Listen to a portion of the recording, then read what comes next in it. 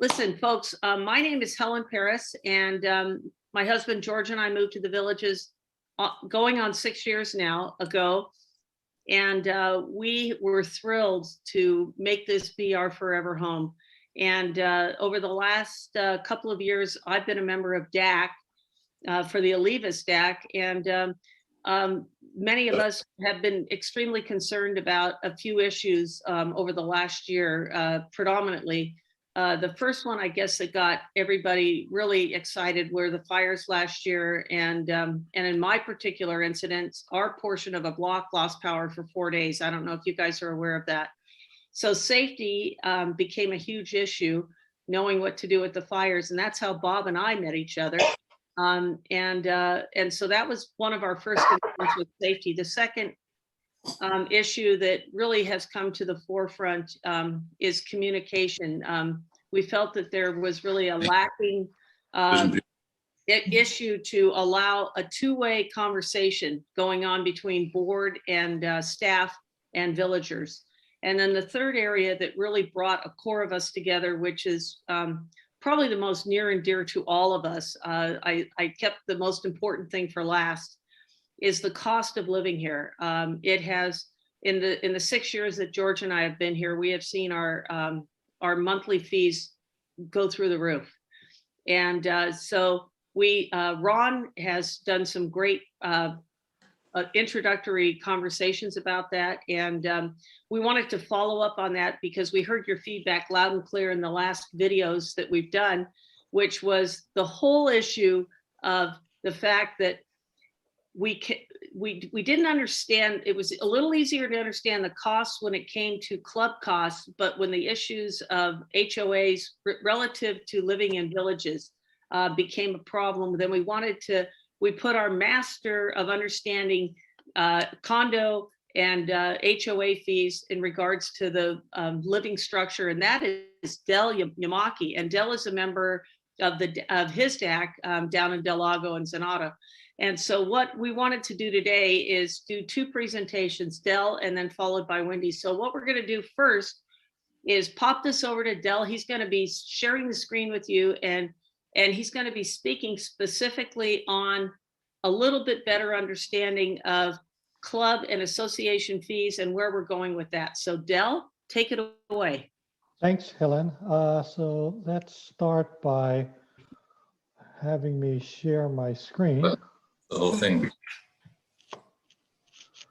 Okay, can we all see this? Mm-hmm. Yes. Yeah. Okay, so first of all, I thought I'd start by talking about club assessments and the association HOA fees. And generally, most of us refer to all of this as an HOA fee. The difference here that I'll try and outline is you have two parts. The club assessments have to do with the assets or facilities that all of the villagers use here. And everyone pays the club assessment. So the club assessment has to do with your Comcast and the facilities like the Kribari Plaza and the clubhouse, golfing. And the club assessments are broken up into three parts: the club operating, club reserves, and capital improvement. And as I mentioned, everyone pays the club assessment, and the single family homeowners only pay the club assessment. Hello? The association HOA fees, this is specific to owners of condos and villas. So the association fees or homeowners fees are based on what's called AFA. And some of you may have heard this before. AFA stands for Adjusted Floor Area. And it's basically based on the square footage of your home. Now, as we go through this, what you'll find is on the club side, you have the operating and reserves. And on the association side, you have the operating and reserves. And basically, let's go to the next screen here. On the operating side, this has to do with your daily maintenance. So everything from your landscaping, the trash costs, PG&E, repair and maintenance, legal fees. You hear a lot about water and insurance. That all comes out of the operating budget, okay? The reserves are really monies put aside, or if you will, savings put aside for future repair and replacement of our assets. So in your condo and your villa, you probably bought a condo or villa because the villages takes care of painting, making sure your roofs are okay, the general structure and the maintenance of that structure. So they handle all of that. Whereas if you're a single family homeowner, you need to take care of all of that. You need to pay for your own trash. You need to, if your roof needs to be repaired, you handle all of that. So that's the biggest difference between the club and the association. And within the association, what you have is the budget, if you will, is put together by management and staff. They estimate what the costs are and they calculate that for the year. They come up with a budget and they determine by AFA or each person's structure or square footage what the cost is. Now, what that does is it makes things a little confusing because if you look at the club, everyone pays the same amount. Okay, it's roughly $360 something. On the association side, if you have a condo or villa, it varies by your village. And if you think about that, the reason for that is each of our districts or village, Del Lago, Olivas, Fairways, was built at different times. So the painting was done at different times and the roofs were set up at different times. So the timing of the replacement of that varies from village to village. And because they base it on AFA or the adjusted floor, what you get is if you're in a larger home than a smaller one, your dues are different. So that's why if you talk to your neighbor and they're in a different model, even though they're in the same village, their dues are different. If you're in a 2,000 square foot condo and you're talking to someone in a different village, their dues are different. Okay, so that's the general difference between the association and the club. So for, I'm guessing many of you may have heard that the upcoming budget, fiscal year 22, we're all seeing a reduction. And a large part of that reduction is due to all of you, all of us, and VFC. Villages for Change has put out a lot of information, has gathered a lot of people. We've written letters to the board, pulse letters. We've been on Nextdoor, and we've created enough noise that it's caused management and the boards to reassess what our dues are. We showed that in the last 4 years, the dues were rising 6-7%. And many places we've seen as much as 20-30% increase over the last 4 years. Well, if you look at the planned budgets of last year and the prior year, there was another increase for this Is that year. the same they're talking? No, different. So Somebody's, Not Yeah. muted. yeah, somebody's not muted. Go ahead. I'm sorry, Dale. oh, no problem. So what has happened though is because of everyone's voice, because of Villagers for Change, they've heard us and they've done a reduction, not a large one, but it's a start. So it's a matter of where do we go next? You know, what is next for all of us? Because this small reduction is not enough. And if you think about it, there is so much more to do. We need to look at where we are with our staff. Do we have too many people working here? Do we have a good set of processes to get better competitive bids? Because if you think about it, our projects at times have been very large, and people question, why are we spending so much money to do certain things? And a lot of it has to do with the way we get our bids, the competitiveness of that. So there's a lot of work to be done. And what we should not do is say, oh, okay, we've gotten a reduction and now I'm going to be happy, because this is just a small reduction and it's 1 year. And as we go forward into the future, it's very easy for this to be increased again. Because what we've found, as you all have heard, is it's easy for management and staff to raise the fees as opposed to managing the costs better.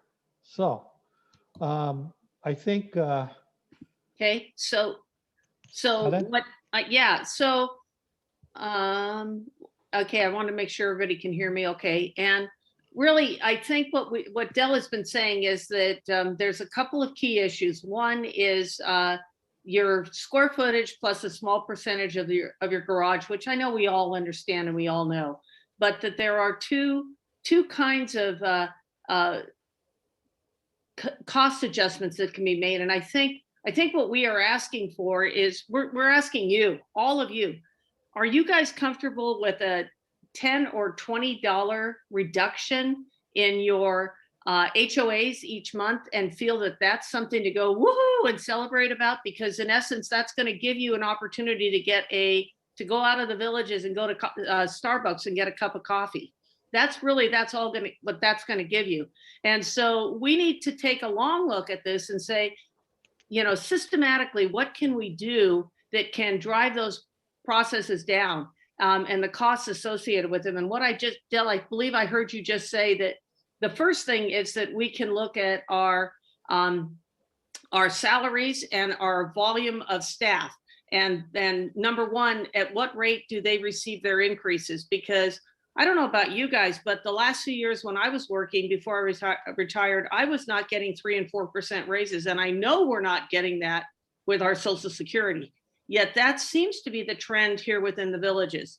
Plus, we do pay into their 401k, whether they support that or not. So there are charges. And this isn't a us-them thing, but we don't want people getting rich on us when we're still trying to survive. So the first thing I think we're calling for is to say $20 a month, thank you, but no thanks. We need to do something more. I mean, I don't know about you guys, but I feel like I want a $200 reduction per month.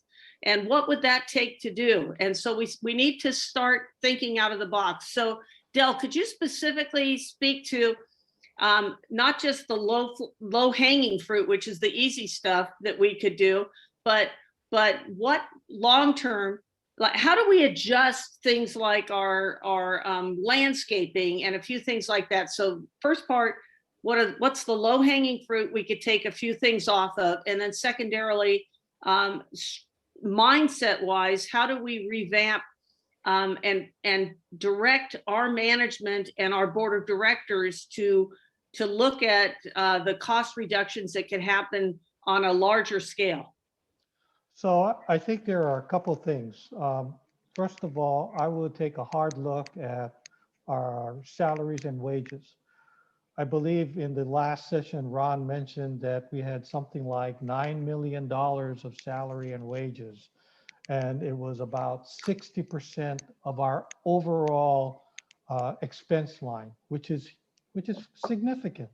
Do we really need as many people as we have? And one of the things that makes it really difficult is it's hard to just figure out how many people we actually have doing whatever it is they're doing.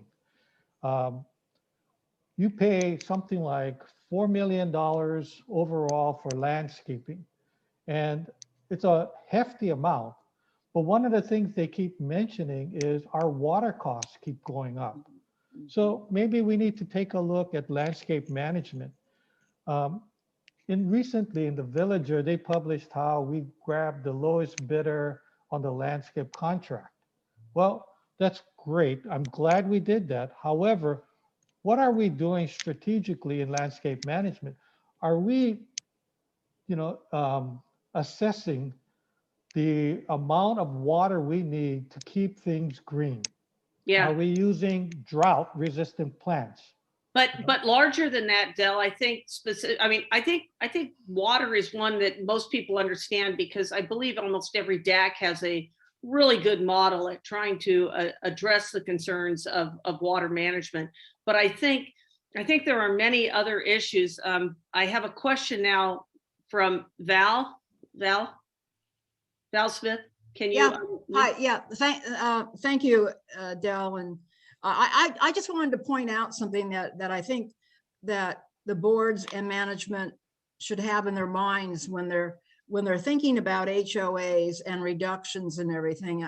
If we have significant reductions in HOAs along the lines of $200 a month or $300 a month in some places, I mean, that's money that can change the experience for some people who live in the villages. It's money that will help them relieve their mind of, if they can pay their bills and if, what will the next few years bring.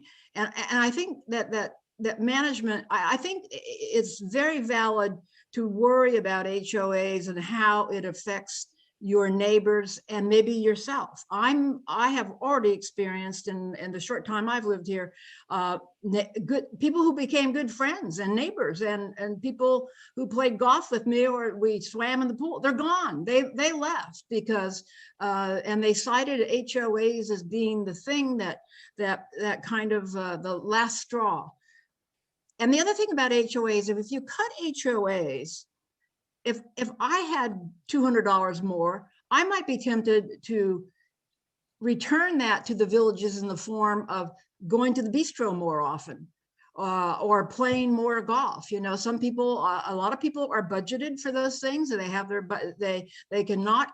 Not everybody can afford to go to the bistro every day or every week, and not everybody can play as much golf as perhaps they would like to. So I think that the management should not see that as sort of lost money, but I think it will come back in many ways in terms of support for the things that do bring money into the villages. So that's all I wanted to say. So I think with that, I'm hearing, oh, Marcy Boyles. One of the biggest costs here, from what I understand, is insurance. Because of the fires, they had to cobble together 3 or 4 different insurance companies to provide the protection we've been expecting, and wondered if that's been looked into. Dell, were you part of that? So, Dell, Marcy's sound is a little muffled, but she's asking about the insurance costs and what you're seeing in trends of how things are happening with that. so the couple things, or one primarily, and I know everyone might feel differently about this, but one of the things I would question is, do we really need the earthquake insurance? Earthquake insurance is really, really expensive. And for me, I've never purchased it. If you look at the deductible and the cost of the insurance for earthquake insurance, it's really high. And, I have heard several people say perhaps instead of purchasing earthquake insurance, we might be better off just putting money aside as a reserve. There are a number of things that you could do. The second thing I sort of wonder is how competitive are the bids on insurance, because we're dealing with one broker. And, if you look back about 3-4 years ago when our insurance really went up, yes, there were fires and yes, there were a number of things that could have caused it, but how competitive is the process? Because I know for myself, when I look at insurance, I'll go and I'll talk to State Farm and all various places, Allstate, and AAA and all the places, and I'll get bids, and then I'll choose the best one. And it's not just based on price, but you know, a lot of different things. And so I'm a little curious on how competitive we are in getting good insurance rates. So I don't Great. know if that answers your question, but Okay. Val Demick, you have a question? Actually, I think it might be husband. Unmute for you. Can you guys unmute? Yeah, there we go. Can you- Hello, yeah, it is husband, Dave Dimick, and I just wanted to follow up on the issue of water conservation. I actually brought it up to the golf staff because all last summer, the golf balls were full of mud all summer long, and that's crazy. And the answer I was given wasn't, can you hear me? Yes, go ahead. Okay, the answer I was given was it, This is a waste of time. Okay. okay, somebody needs to mute their, Okay. Barbara, can you I just mute? muted them. Okay, Okay. thank you. so the answer I was given was off the record, and it was the general manager here who doesn't play golf wants the course green no matter what. So we pour water on it. That was the answer I was given, which made my blood boil just a little bit. And I don't know whether, you know, what's true or not true, but I know my ball was muddy all summer, and that's ridiculous. That's a waste of resources, and it's annoying on the golf course. So I'm with you on the need to be, you know, to have more transparency on the water usage around the golf course. Great. Thank you. Lynn. And unmute, please. Can you unmute? There you go. Hi, I'm Vivek Subramanian. Lynn is sitting next to me. We have lived here in the villages for 8 years. We sincerely appreciate all your hard work and effort. We have loved villages. It's a great place. Everywhere you look, it's refreshing and beautiful. There are three things I want to make some suggestions. One is a culture. From the time you walk in, they stick some binders and binders of rules in your face as if you are a bunch of inmates that have to follow these rules. There has to be a complete cultural change that needs to happen upside down. Once in a while, they got to recognize they need to walk in with the feeling that we are the owners of the place and they are paid employees. They should have rules for them to abide by and not dictate to us what the inmates should do. That's a cultural change that has to happen because the fish rot from the top. If that doesn't happen, whosoever does not subscribe to that thought process, because they have been there for 100 years and they only know how to run the community this way, how to close every bathroom, every door, because that's how many rules they have. They need to find another occupation gracefully. Two, no incremental changes. This place, anywhere you change, there's gross abuse and waste. Water, we are already knocking on drought situations. This gentleman just talked about the mud on the water in a golf ball. We are throwing water like, you know, it's sweet water, drinking water in many places we are throwing around like crazy. It's everywhere you look, insurance, roof, landscaping, any place you have, there's gross savings to be made. So we should not look for the tweaking and incremental changes. This is a call for 20-30% cut in the Helen Paris, I think, mentioned $200-300 change. Right away, you will save $100,000 in home equity without blinking. Right away, it will improve your home value. Three, the best place to make the biggest change in bureaucracy and changes, which will happen automatically, is staffing. You cut the old, the only way to beat the bureaucracy, beast of bureaucracy, is a old rigid mindset.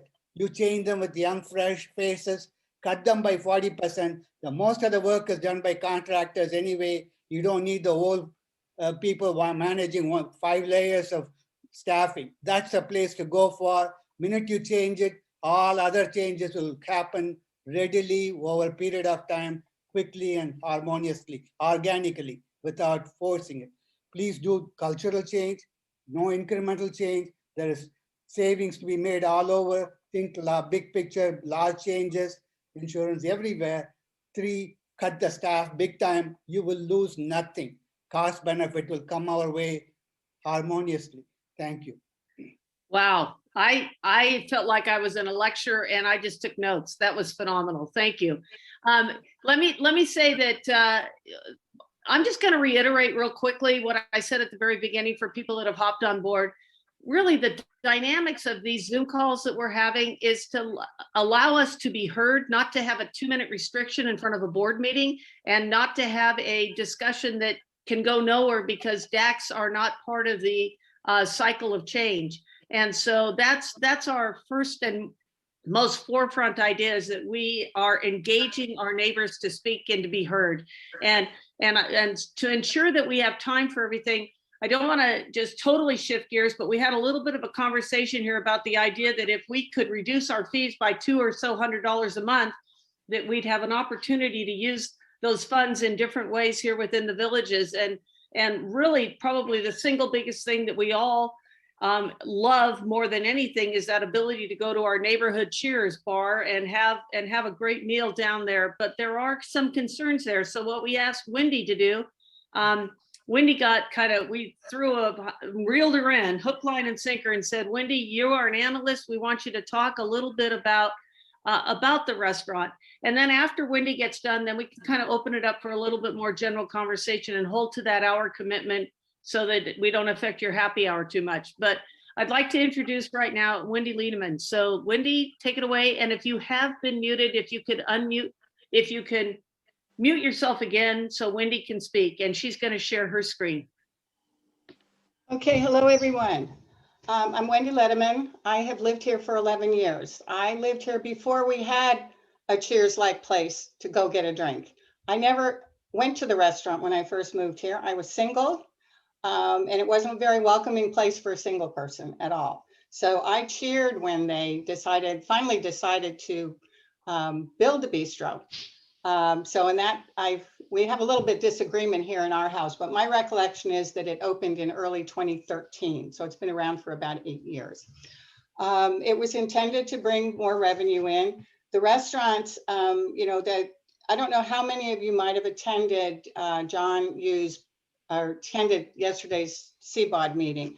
I'm going to get into this a little bit more, but one thing I wanted to clarify right up front is John Yu talked about, I do make revenue and I have contributed, and the Villages is a non-profit corporation. So any revenue that John makes rolls right back in. So he does indeed make money, but he doesn't cover his costs. And that's what we're going to focus on today. We're assessed on a monthly basis, $366, I think it is, as an assessment for food and beverage services.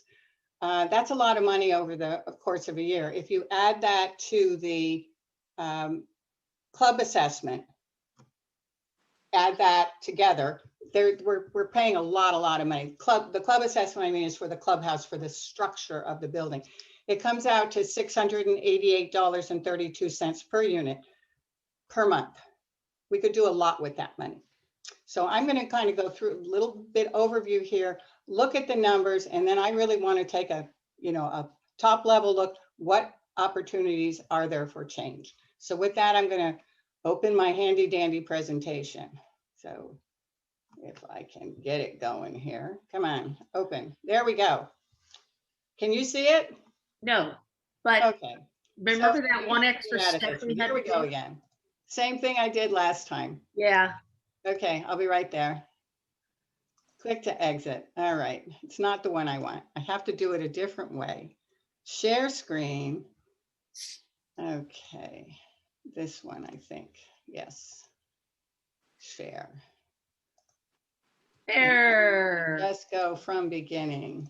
And then I go, there we go. There we go. That's my title slide. Restaurant operations, opportunities for change, and that's what the Villages for Change is all about. What I've specifically been looking at in restaurant operations relates to the fact that we're a golf and country club. As a golf and country club, we're expected to have or to offer some type of dining. Our biggest problem right now is that the dining option needs to be something that our community can reasonably afford and is willing to pay for. Two big issues. Clubhouse operations, these are facts. These are from fiscal year 2019, 2020. This is information that I gathered looking at a lot of board reports. Manji, who's on board, she's a real numbers detective, and she helped me assemble a lot of this. As you can see, our revenue from the clubhouse, from revenue operations, there's 3 entities. We're talking about catering, the dining room, and the bistro. Revenue was 2.9 million. The cost of operations was 2.591. And as you can see, that would mean there would be a profit there, about 395,000. However, the club food and beverage assessment was $791,232, which basically leaves us a loss of 405,000. I have all these numbers. You can see them. There'll be a fact sheet that will eventually go up on the VFC website. It's interesting to note, you know, the biggest component of our cost of revenue operations is wages, salary, taxes, and benefits. The assessment for the food and beverage goes to everybody. It's in the club number that Dell talked about. The only way we can affect that is to increase revenue in the clubhouse. And that's what I'm going to talk about next. Some of the things we need to know and we need to understand is if the clubhouse can't cover its cost, we need to identify why. I have a list. This is a laundry list. What percentages of villagers frequent the restaurants? Who are the primary customers?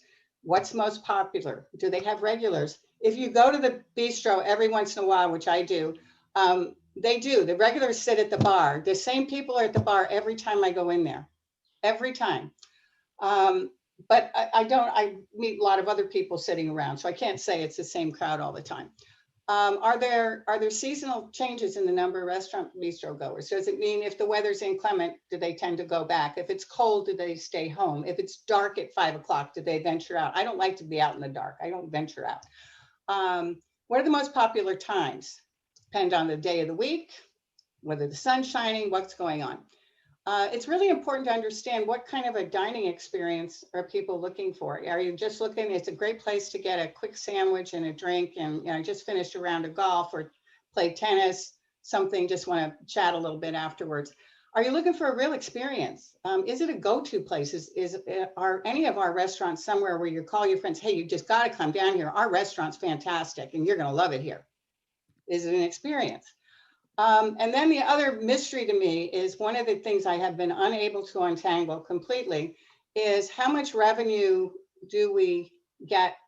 How do you separate out the revenue between the dining room and catering? I can't find it anywhere. I can tell you that the bistro and bar operation is this year, well, 2 years ago in 2019, 2020, it represented 48% of the revenue. So the 52%, where's it coming from and what is it? And then the dynamic is shifting. The last report I saw was that they were expecting that the bistro revenue was going to be 52%. So it's obviously being used. It's a popular venue. So I'd like to know, is catering coming just from internal? Is it all the clubs, the Italian club, the golf the twilight tournaments, the men's tournaments, all that stuff? Or are we bringing money in from the outside, and what does that look like? The next question for me is, I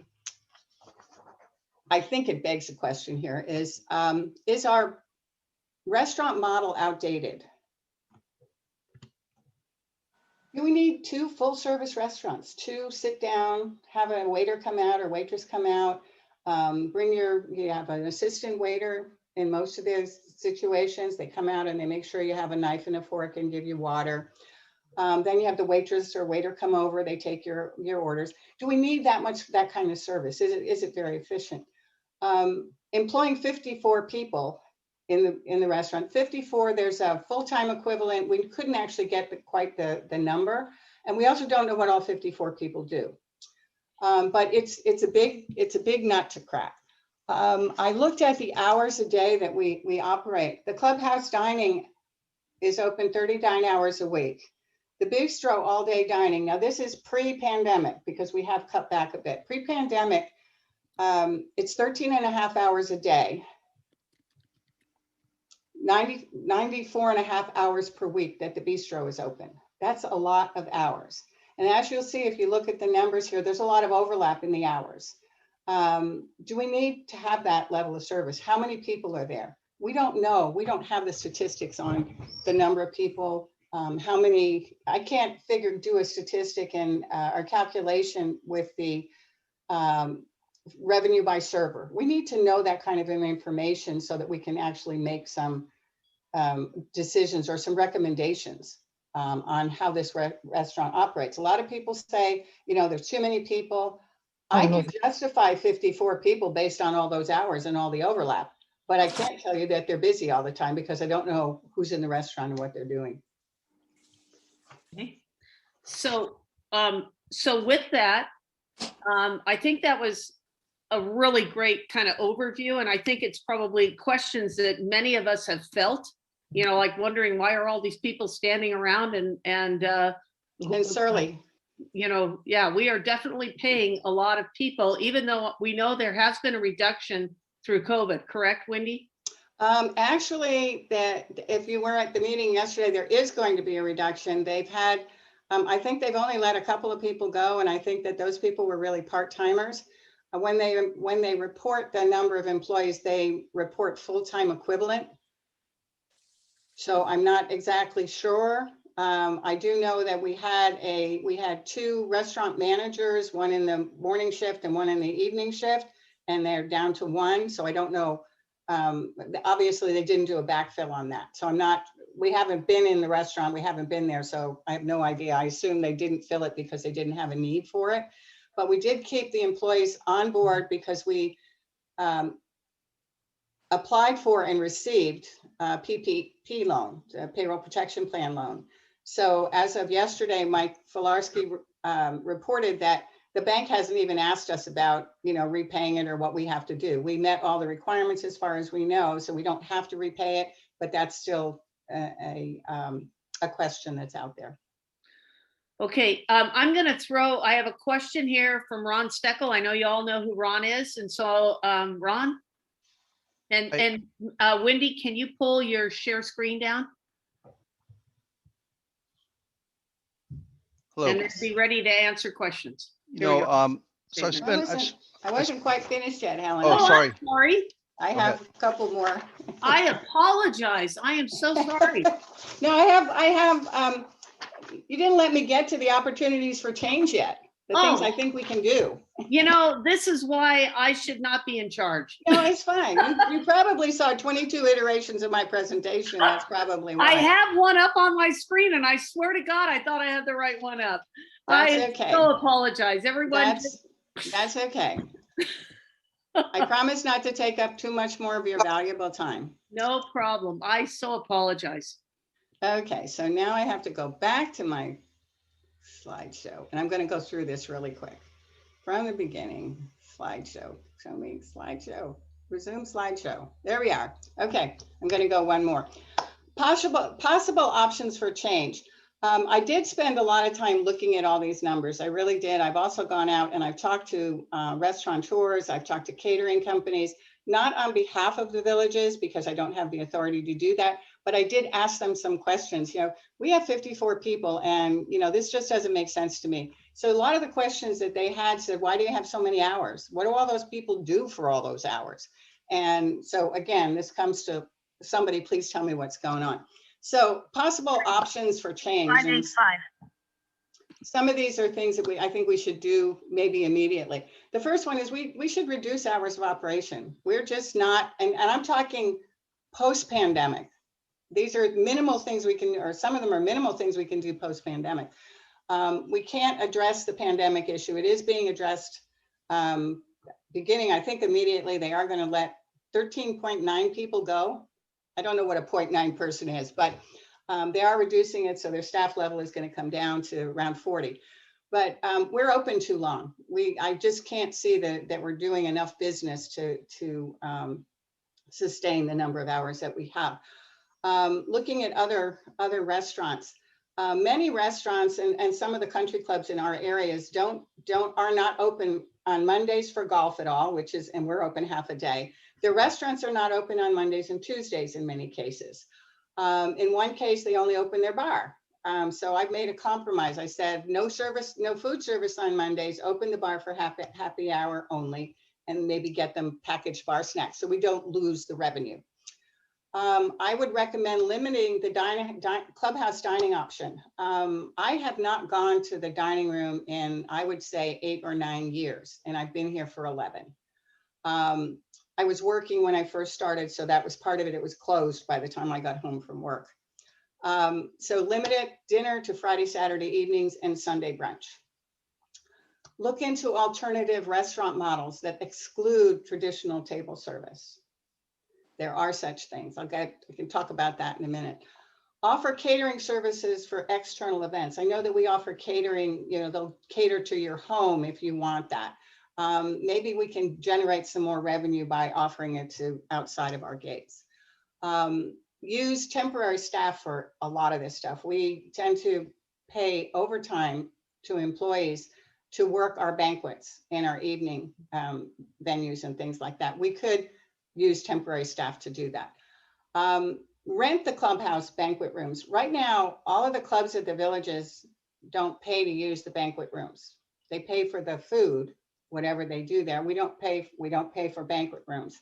I'm not advocating that we go around charging the clubs, but if we can rent those rooms outside to external companies, somebody wants to have a wedding and they want their own caterer, and our banquet room is sitting empty, it would make sense for us to allow that to happen. Another idea was to work with external kitchens to provide food service instead of having our own food service operation. DoorDash is a model. There's commissary kitchens, there's ghost kitchens, there's centralized kitchen facilities. There's other ways to do this where you could go in and there's a broad array of restaurants, different ethnic types. You could have African food, Middle Eastern food, Chinese, whatever, Thai, whatever you're looking for. It's all co-located, so you could order it and they bring it in, it's all ready to go. The other one is a big one. It's look into outsourcing the entire entity. It would take some, I don't know how you would pull it apart. It was looked into 10, 11 years ago, and it was soundly voted down by Villages residents. They did not want airline food. That was the reason that I was given. And that also was the genesis for the bistro. The last suggestion I would make is possibly hire a restaurant consultant. There is a group down in there, they have an office in Morgan Hill, that they come in, they look at all your operations, they look at your menus, your staffing, your hours, all that stuff, and try to help you find ways to create efficiency so that you can improve your bottom line. Then my final little slide is, I think we need to do a survey residents to find out what they want, what's nice to have, and what they really must have in a dining facility. And I would love to see a restaurant study group at the board level to investigate this and to look at it very, very seriously. This is a real problem for us. I agree with Helen and Valerie that, that extra $200 a month would give people more ease. I have friends who have moved from here. They could no longer afford it. They have to make decisions about having a $25 lunch with our golf group, because that would mean, that's one day of golf that they can't do. So it's a serious, serious problem. And that's it. I could go on, but I'm going to be quiet now. And I'm happy to answer any questions I can answer.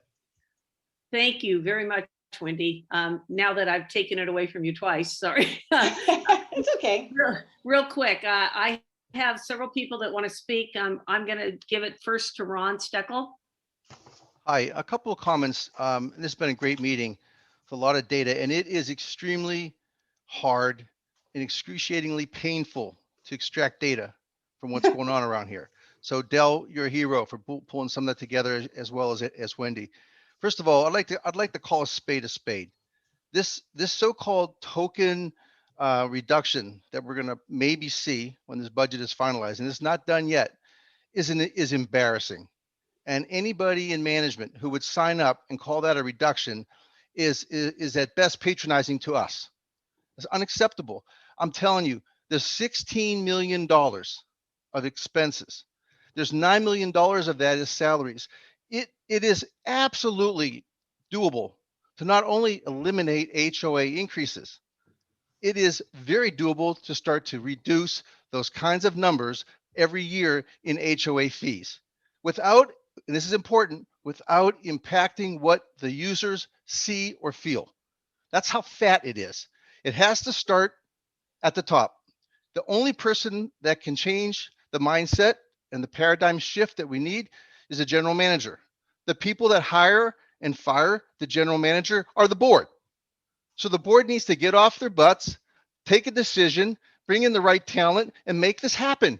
Every company that many of us have worked for have done this year after year after year. To say that somebody had revenue but wasn't profitable says nothing, means nothing. And why? Because we are the ATM machines that allow sloppy management to continue. And that's why VFC is so important, to get the right people on that board to hold that GM accountable to do his job or go somewhere else. That's all. Well, that lit a fire, I hope, in some of you. Mickey Philhauer. Mickey, just quick statement, I think. Unmute, Mickey. Okay. Well, first I want to say thank you, Wendy. Thank you, Dell. Thank you, Ron. I mean, this is just absolutely what we need.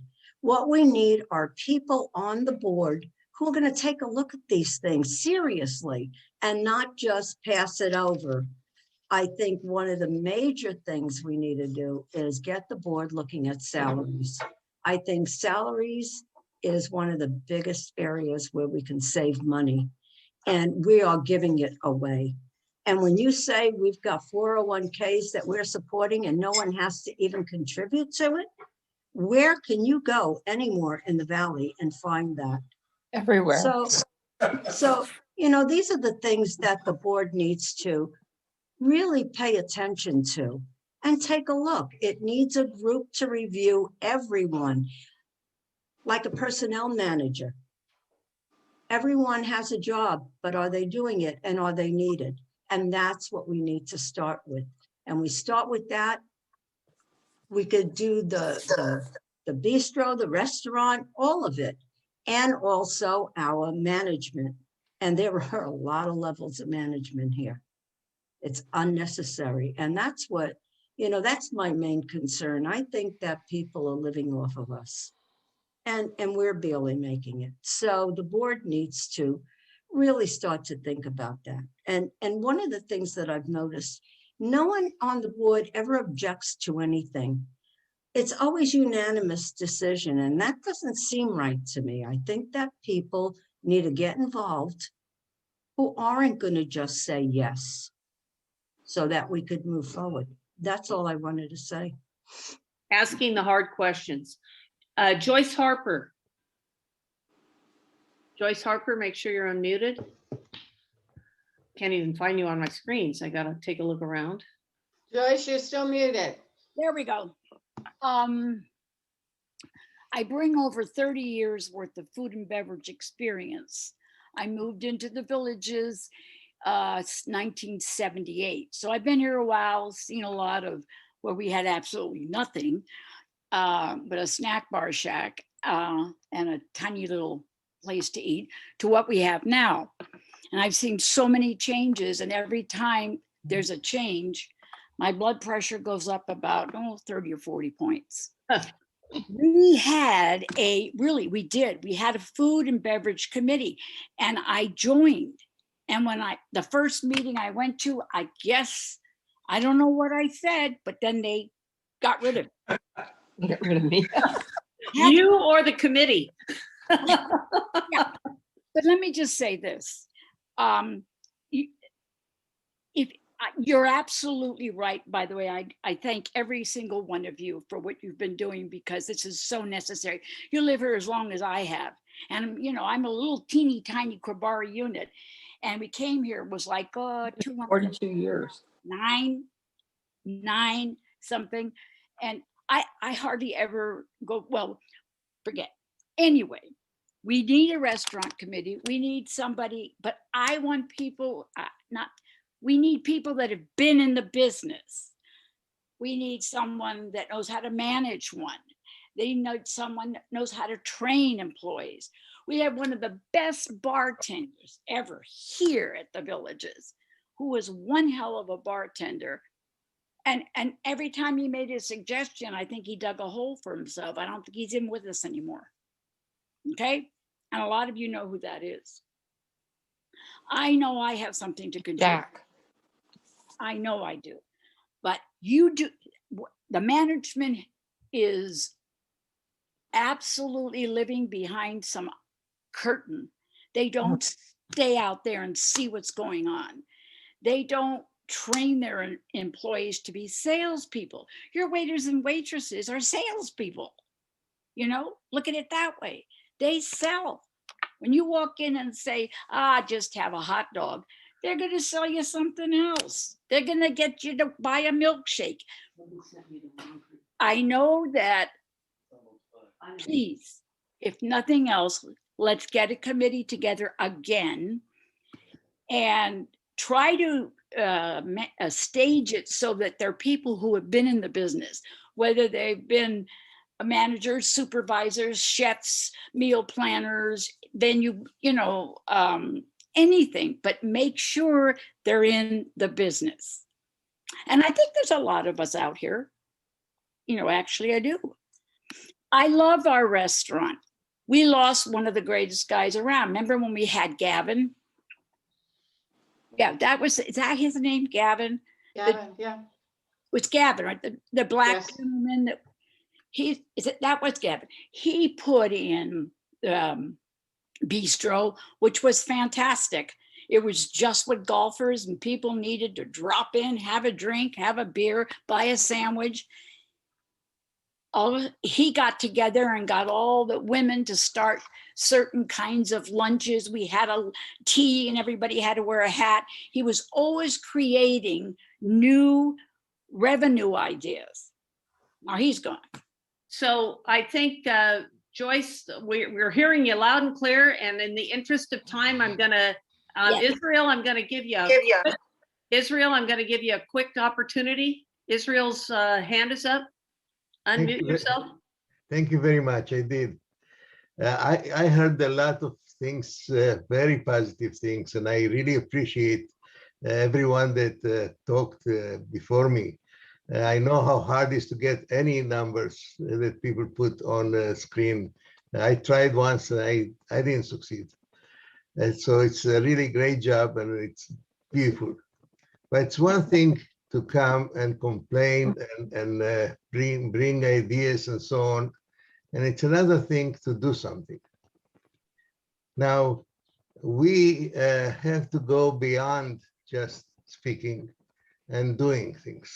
We have a lot of, I assume that we have a lot of members, and I'm sure that our membership will grow as the more we bring out to the world our direction.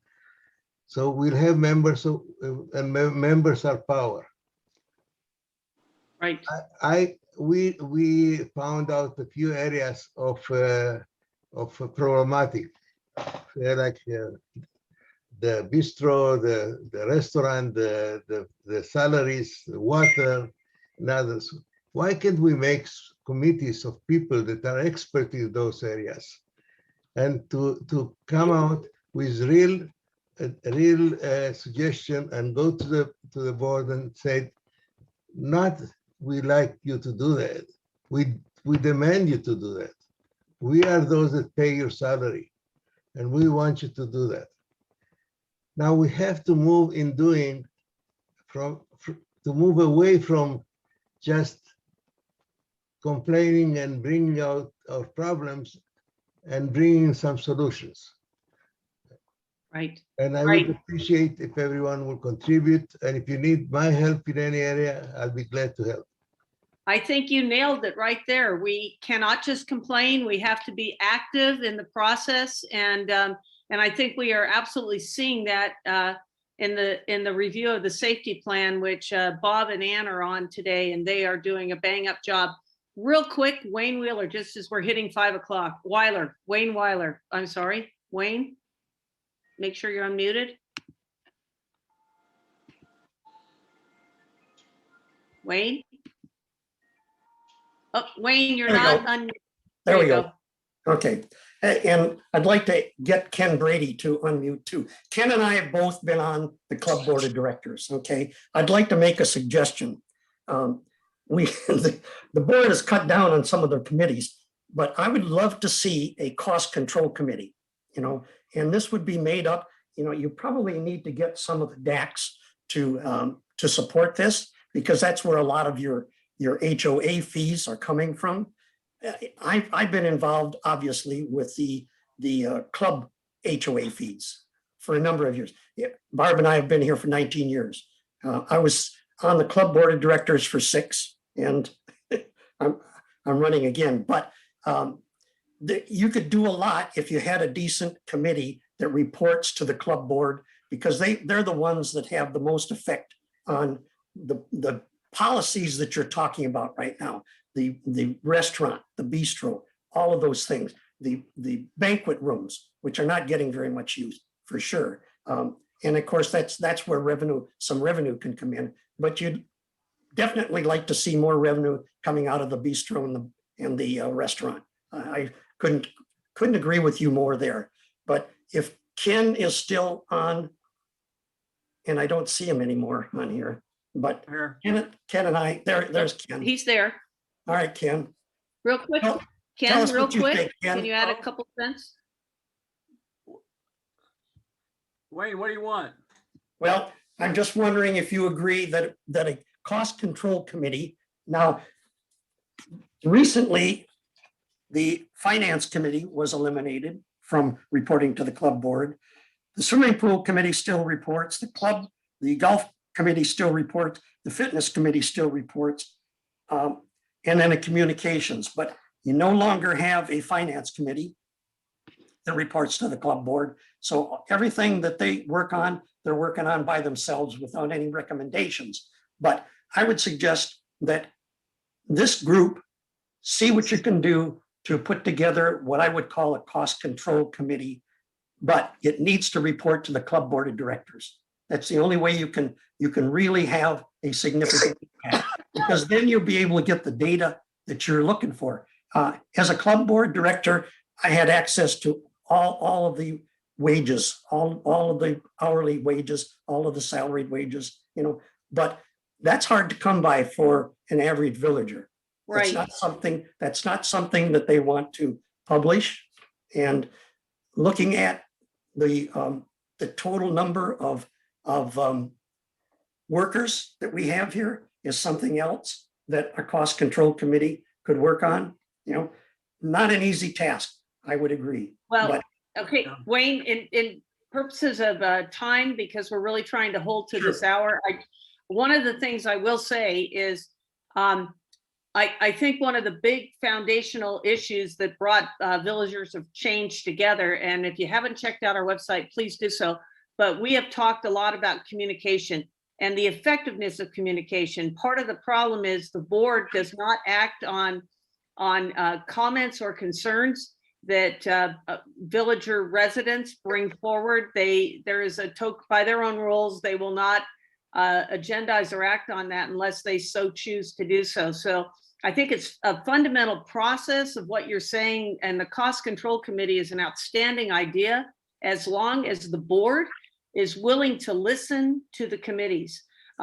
So many times over the last 3 years, people have put forth recommendations and it has fallen on deaf ears. So we really need to get people elected to the board that are willing to listen to those comments that Israel made and other people have made throughout the day, talking about how we have a cultural change and how we and how we start to listen to people and realize that the people that work here work for us. We are the shareholders. We are all of us, all of you on the screen and all of your neighbors are the people that are paying those salaries. So it's okay to ask for a product that A, we can afford, and B, we can feel good about, or we wouldn't shop here anymore. And so what we're trying to do here at Villagers for Change is to bring forth issues and concerns. The dialogue has been captured on the chat side. We heard your comments from the last meeting where, Helen, don't put the whole video on because it's too much to watch and process through. So Liz is going to work with me, and we are going to put it in small snippets so that you can go through this and pick out a specific topic that you want to hear, send it to your friends.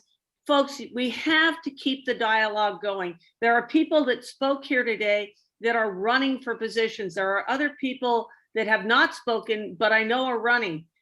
We have an opportunity here. 6 out of 7 of the board seats, 4 out of the ABOD seats are coming up, and then we have the seats sitting on the single family homes. That's an opportunity for radical change and radical mindset, but it takes, I feel like I'm the Uncle Sam needs you, but folks, we need all of you to start talking to your neighbors, to your friends, so that the for sale signs are only there because we've had an end of the life, not having to search for another end of life place to live out our forever homes. If you don't have one of these, we have these wonderful stickers that have been donated to us by a villager here, and they stick, their vinyl. You can put them on your golf cart. You can download it on the website, put it up in the windows.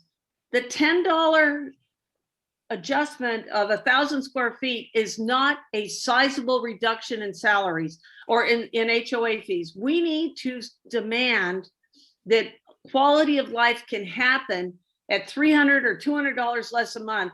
And let's start pounding the pavement for the people and voting for the people that are doing that. Wayne, I know you're running. There are other people running that are committed to saying, this is what we need so that our quality of life is the best quality of life in our forever homes. And we promise to come back to you again next month. We promise to continue the dialogue, because without you, we cannot affect change. And by the way, we get more people on these calls than the board gets on theirs. So way to go, folks.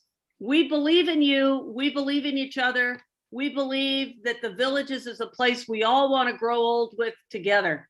Thank you. It's happy hour. Go ring in the good times. Thank you all.